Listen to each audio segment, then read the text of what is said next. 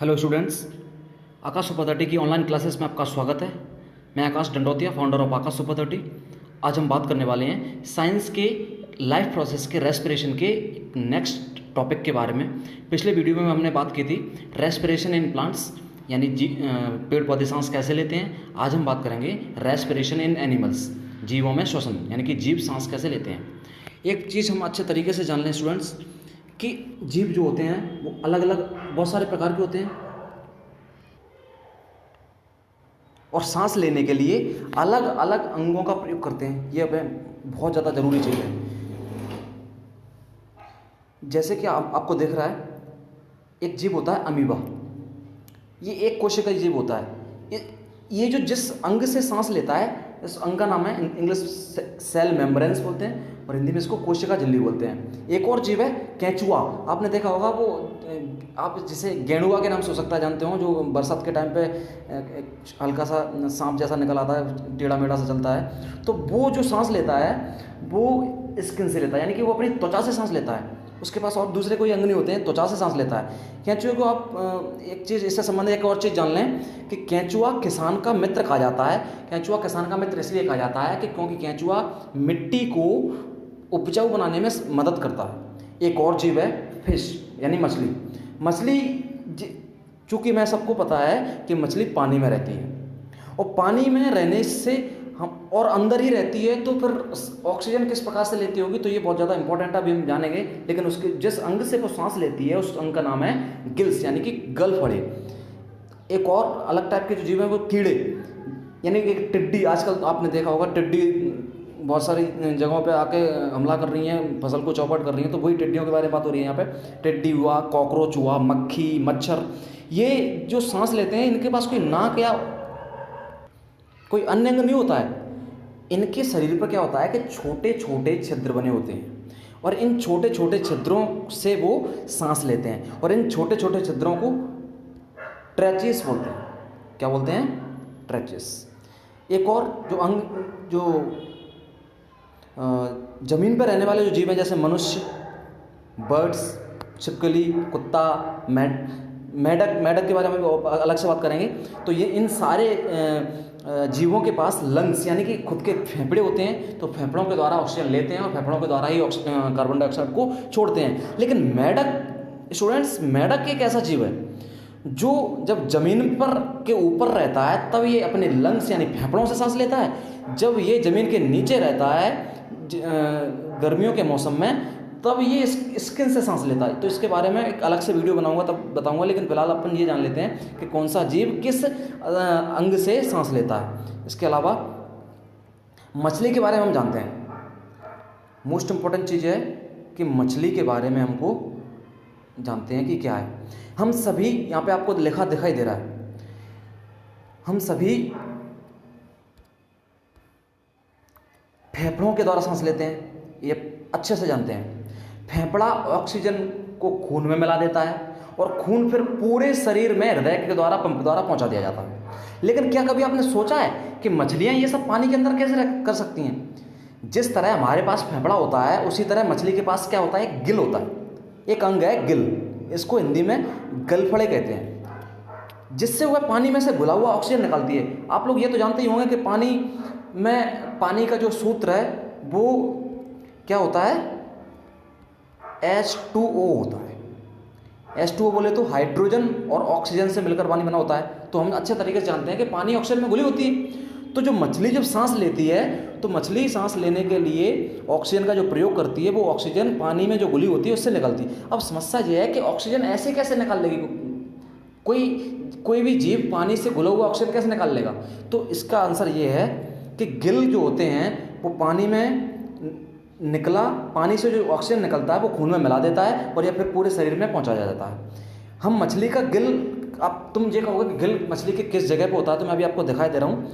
गिल क्या होता है कि सिर के जिस बगल में होता है, पीछे की तरफ, ये देखने में झिल्लीदार स्पंज जैसा होता है। जैसा कि हम जानते हैं कि पानी ऑक्सीजन और हाइड्रोजन से मिलकर बना, ये तो पता ही है हमें। तो गिल क्या होता है, ये देखो, आप ये देखो, ये स्पंज जैसा आपको जो दिख रहा है, यही जो गिल है, ये सब पूरा जो आपको दिख रहा है, ये क्या करता है कि जब पानी इसके अंदर जाता है, तो पानी इसके अंदर जाता है तो ये इसको बाहर, पानी को तो बाहर निकाल देती है बगल से ही, बगल से कहाँ से, ये देखो ये जो ये मछली है यहाँ से ये पानी इससे बाहर निकाल देती है, ये यहाँ से, और पानी में जो ऑक्सीजन घुली रहती है, तो इस गिल के पास ऐसी खासियत होती है कि घुली हुई ऑक्सीजन को अंदर ले जाती है और वो पूरे शरीर में पहुंच जाती है, जिससे मछली जीवित रहती है, और जो पानी रहा वो पानी को वो बाहर निकाल देती है। आपने देखा होगा कि जहाँ पे भी मछलियाँ होती है तो वहाँ पे बड़बूले पड़ते रहते हैं, तो बड़बूले इसी वजह से पड़ते हैं क्योंकि वो मछली सांस लेने में बिजी रहती है। एक और देखते हैं, इससे और तरीके से समझ में आ जाएगा।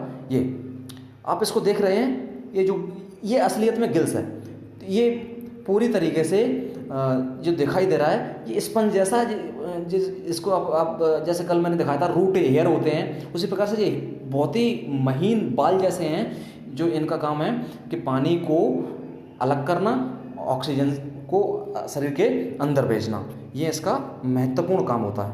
एक और बात, क्या सभी मछलियों के पास गिल्स होता है? सबसे मोस्ट इंपॉर्टेंट बात, क्योंकि आज तक हम ये समझते आए हैं कि आप लोगों से कोई पूछता है कि सबसे बड़ी मछली कौन सी है, तो आप लोग झट से एक जवाब दे देंगे, और वो जवाब पता है क्या होगा कि सबसे बड़ी मछली व्हेल मछली कहलाती है। आप एक और जवाब देंगे कि सबसे बुद्धिमान मछली कौन सी होती है, तो सबसे बुद्धिमान मछली का जवाब आपके पास होगा डॉल्फिन मछली कहलाती है। लेकिन क्या आप जानते हैं कि ना व्हेल मछली है और ना डॉल्फिन मछली है? बड़ा अचंभा है। आप हो सकता है कि आप माने, या फिर हो सकता है कि आप ज़्यादा अचंभा करें या माने नहीं, लेकिन असली बात ये है कि व्हेल मछली और व्हेल और डॉल्फिन मछली ही नहीं है, क्योंकि हम डॉल्फिन और व्हेल को मछली मानते हैं, इसलिए उसको बड़ा या फिर बुद्धिमान कह देते हैं।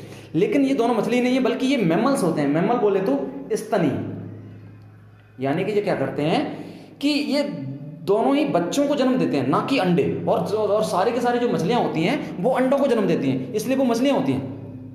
ये मछलियों में नहीं आते। व्हेल और डॉल्फिन के पास गिल ही नहीं होता, यानी कि जो मछलियाँ जो मतलब जीव मछली ही नहीं है तो गिल कहाँ से होगा?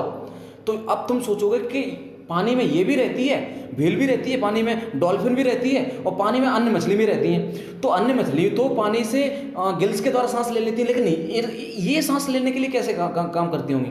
तो इसके लिए मैं आपको बताऊं कि आप इसको गूगल पे और ज़्यादा देख सकते हैं। वैसे मैं आपको बता दे रहा हूं कि जब इनको सांस लेने की ज़रूरत पड़ती है तो ये पानी के कुछ समय के लिए, कुछ मिनट्स या कुछ सेकंड्स के लिए पानी से बाहर आते हैं, अपना चेहरा निकालते हैं और पानी को सांस लेते हैं, और उसके बाद फिर अंदर चले जाते हैं। दोनों के दोनों मछली ये जीव है ना, वो ऐसा ही करते हैं। हालांकि सभी मछलियों में गिल पाया जाता है, व्हेल और डॉल्फिन को छोड़कर, क्योंकि ये मछली नहीं है, लेकिन ये सभी मछलियां अपने गिल का उपयोग नहीं करती। जैसा कि लंग फिश, एक मछली होती है लंग फिश, जो मीठे पानी में रहती है, उसके पास लंग्स भी होता है, इसीलिए उसका नाम क्या है? लंग्स फिश है।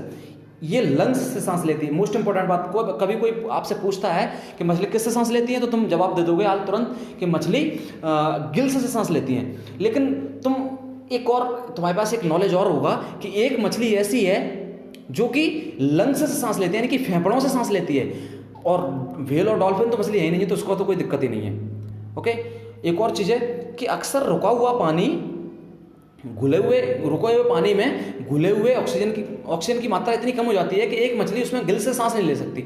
इसलिए वो क्या करती है कि वो अपने लंग्स का इस्तेमाल करती है और वह पानी के ऊपर सांस लेती है, जो कि डॉल्फिन और व्हेल्स के साथ होता है। यानी कि उसमें ऑक्सीजन पानी से निकाल नहीं पाती है, इसलिए उसको क्या करना पड़ेगा, उसको अपने फेफड़ों से सांस लेनी पड़ेगी। तो फेफड़ों से सांस लेना है तो फिर उसके लिए तो उसको प्योरिटी पूरी तरीके से उसको ऊपर, पानी के ऊपर आना पड़ेगा, तब वो सांस ले पाएगी। तो सभी मछलियों में गिल्स होता है। मोस्ट इंपॉर्टेंट बात कि सभी मछलियों में गिल्स होता है, लेकिन सभी मछलियों में लंग्स नहीं होता। लंग्स कुछ ही मछलियों में होता है, जो व्हेल्स में भी होता है। हालांकि व्हेल तो मछली ही नहीं है। हाँ, तो व्हेल के बारे में ये देखते हैं जरा। ये व्हेल मछली का आपके सामने है।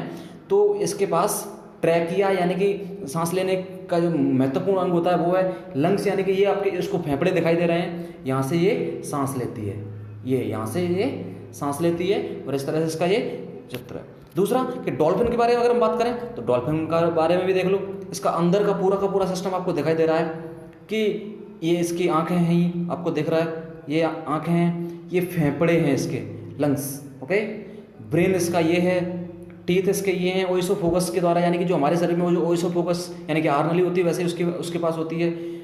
हार्ट उसका ये दिखाई दे रहा है आपको, स्टोमक भी है, इंटेस्टाइन भी है, लीवर भी है, किडनी भी है, सारी की सारी चीज़ें हैं। और आपको एक जानकर हैरानी होगी कि जो डॉल्फिन है वो सबसे बुद्धिमान स्तनी, मतलब जो पानी में रहने वाला प्राणी है ना, वो सबसे बुद्धिमान है, इसके पास खुद का एक दिमाग होता है जिसकी सहायता से वो बहुत सारे काम करता है। तो आज हमने जो बात की है वो मैं दोबारा से आपको रिपीट करूं कि बात हमने की है कि रेस्पिरेशन एनिमल्स में होता है, कौन कौन से एनिमल्स किस किस अंग से सांस लेते हैं। इसका क्वेश्चन यही होगा कि रेस्पिरेशन एनिमल्स में यानी कि जीव श्वसन सांस कैसे लेते हैं, और अलग अलग जीवों के नाम बताइए जिन जो अलग अलग अंगों से सांस लेते हैं। फिर आपको मछलियों के बारे में बताना पड़ेगा। क्वेश्चन होगा आपका कि मछली के पूरा मछली का श्वसन तंत्र के बारे में समझाइए, यानी कि describe respiratory system of fish. इस तरह से आपका पूरी तरीके से ये हो जाएगा। आपको कम से कम 2 पेज के अंदर ये आपका जाएगा। शानदार तरीके से आप लिख के लाएं, बेहतरीन तरीके से, और उसके बाद मुझे लिख के दिखाएं। और अभी इससे आगे का जो ह्यूमन का जो बचा हुआ है उसका मैं अगले वीडियो में बात करता हूँ। और ये कल तब तक के लिए शुक्रिया, बाय बाय।